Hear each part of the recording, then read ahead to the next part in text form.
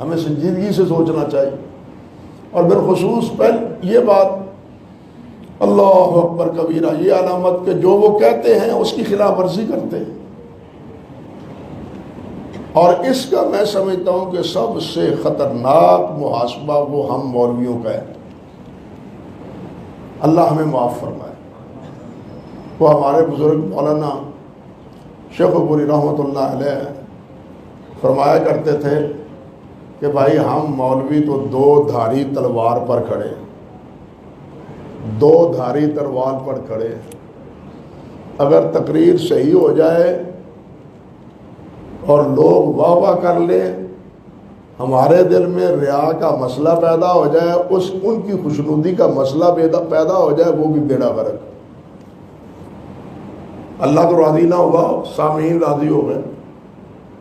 سمجھے نا؟ اللہ راضی نہیں، سامعین راضی ہو گئے. ہم نے سامعین کو راضی کی ہے. یہ کتنا بڑا خطرناک مسئلہ ہے. آج کل اکثر و بیشتر ہماری کمزوری، ہم سامعین کو راضی کرتے. سامعین جس بات پر خوش ہوتے ہیں ہم وہ موضوع اختیار کرتے. ہم میں جو کمزوریاں ہیں ان کا تذکرہ نہیں کرتے. امر بالمعروف کیے جا رہے ہیں، نہیں انل منکر نہیں کر رہے. ہمیں خبردار نہیں کرتے کہ ہم میں کمزوری کیا ہے. بلکہ اس سے بھی زیادہ خطرناک بات یہ ہے، کسی دوسرے کو کیا، ہمیں اگر آپ کہیں مولوی صاحب تواڈے چاہ عیب ہے، اے نقص ہے، اے کمزوری ہے، یہ غلطی ہے، یہ تواڈے کو نہیں ہونی چاہیے، اسی وہ گڑے پہن جاتے ہیں. اپنا اپنا سوال، تو کون ہو گئے سانو پوچھنے والا؟ اب یہ فکر مولوی صاحب کا، یہ اس کے لیے یہ بھی بربادی کا باعث ہے. یہ فکر اور یہ بات یہ بھی مولوی صاحب کے لیے تباہی اور بربادی کا سبب ہے. چاہیے تو یہ ہے کہ وہ اس کا شکریہ ادا کرے.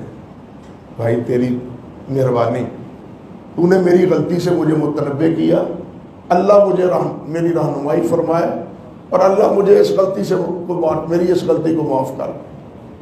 چاہیے تو یہ کہ جو عیب بتلائے اس کا شکریہ ادا کیا جائے، کمزوری بتلائے اس کمزوری کے ازالے کا کوشش ہو جاتی ہے، اس غلطی کا ازالہ ہو جاتا ہے.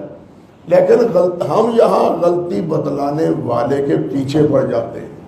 اب بتلائیے قصور کس کا ہے؟ سامعین سے زیادہ خطرہ جس بات کا ہے وہ سنانے والوں کے بارے میں. بلکہ ایک حدیث میں آتا ہے، الفاظ تو مجھے یاد نہیں، حضرت مفتی صاحب کو شاید یاد ہو، کہ یہ ایسا ہے، اللہ اکبر، یہ بوتل ہے نا تیل کی بوتل ہے، آپ اس میں تیل ڈالنا چاہتے ہیں، اوپر کیا رکھتے ہیں؟ کپی. اوپر کیا رکھتے ہیں؟ کپی رکھتے ہیں، تاکہ وہ تیل پورے کا پورا بوتل میں پڑے. فرمایا اب آپ اس بوتل میں تیل ڈالنے کے لیے کپی رکھ کے تیل ڈالتے ہیں. اب بوتل میں تو سارا تیل پڑ گیا، کپی کا کچھ بھی نہ بنا، کپی کا کچھ نہیں بنا. سارا تیل تو ہضم کیا کس نے؟ کپی کی کپی رہی. سمجھے بات؟ کپی ہی رہی. اس نے کیا پایا؟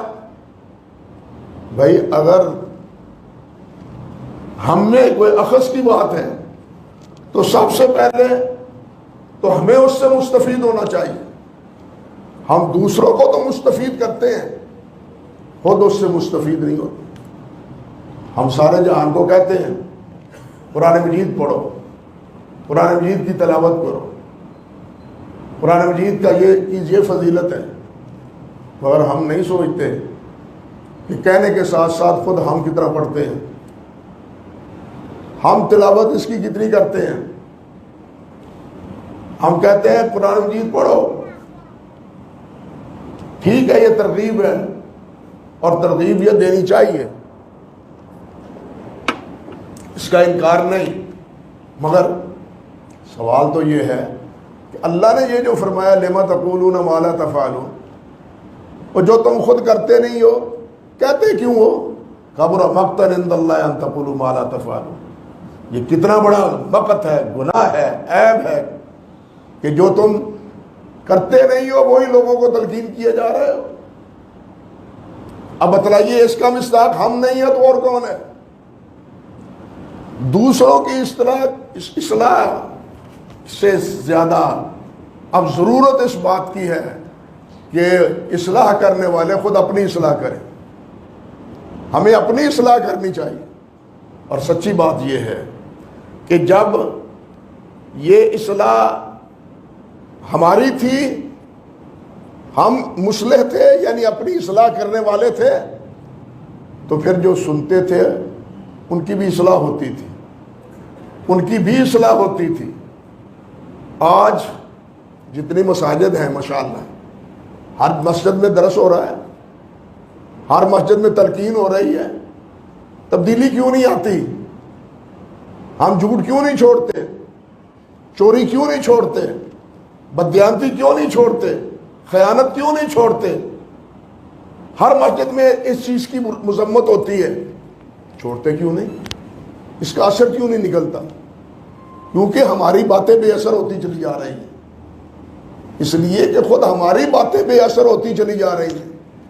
اللہ ہماری باتوں میں وہ اثر پذیر بنائے، اور یہ اسی وقت ہوتا ہے جس وقت خود ہم عمل کریں، ہمارے عمل میں تضاد نہ ہو، ہمارے قول اور فعل میں مخالفت نہ ہو. اگر ہمارے بارے میں کتنی بدنصیبی ہے، کہنے والے کہتے ہیں مولوی صاحب جو کچھ کہیں نے وہ مان لیا کرو، جو کر دینے وہ نہ منیا کرو. بتلاؤ یہ تبصرے ہیں؟ یہ میں اپنے آپ پر تنقید کر رہا ہوں. آپ ایماندار یہ ہمارے بارے میں تبصرے ہیں یا نہیں ہیں؟ تو پھر دوسروں کی اصلاح کی ہم فکر کرتے ہیں. میں سمجھتا ہوں سب سے پہلے تو ہماری اپنی اصلاح کی ہمیں فکر کرنی چاہیے. مگر سب سے بڑا نیب، سب سے بڑا قصور یہ ہے کہ ہمیں اپنے اس کوتاہی کا احساس بھی نہیں. المیہ یہ ہے کہ اس کا احساس بھی نہیں.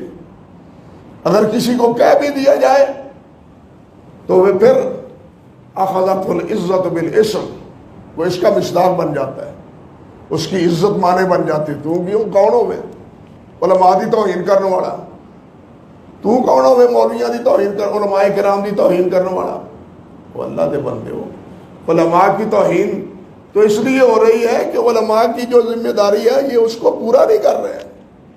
دیکھیے ایک لباس ہے، رنگین ہے، اس پر اگر دھبا ہو تو وہ اتنا بھدی محسوس نہیں ہوتا.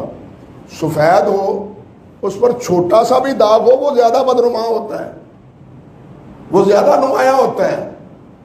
مولوی نے سفید لباس پہنا ہوا ہے، اس لباس کا تقاضا ہے کہ اس پر کوئی داغ نہ لگے. اگر داغ لگے گا تو بدنامی ہوگی، والے کپڑے بھی نہیں دھوتے پائے، یہ کیفیت ہوگی. عرض کرنے کا مقصد یہ ہے، یہ منصب ایسا ہے کہ اس منصب میں تھوڑی سی کوتاہی بھی بڑی کوتاہی محسوس ہوتی، تھوڑی کوتاہی بھی بڑی کوتاہی محسوس ہوتی. ہمیں دوسروں کی کوتاہی دیکھنے کی بجائے خود اپنی کوتاہی دیکھنی چاہیے. اور یہ سبق ہمیں کہاں سے ملتا ہے؟ خود حضرات صحابہ کرام رضوان اللہ علیہ اجمعین سے.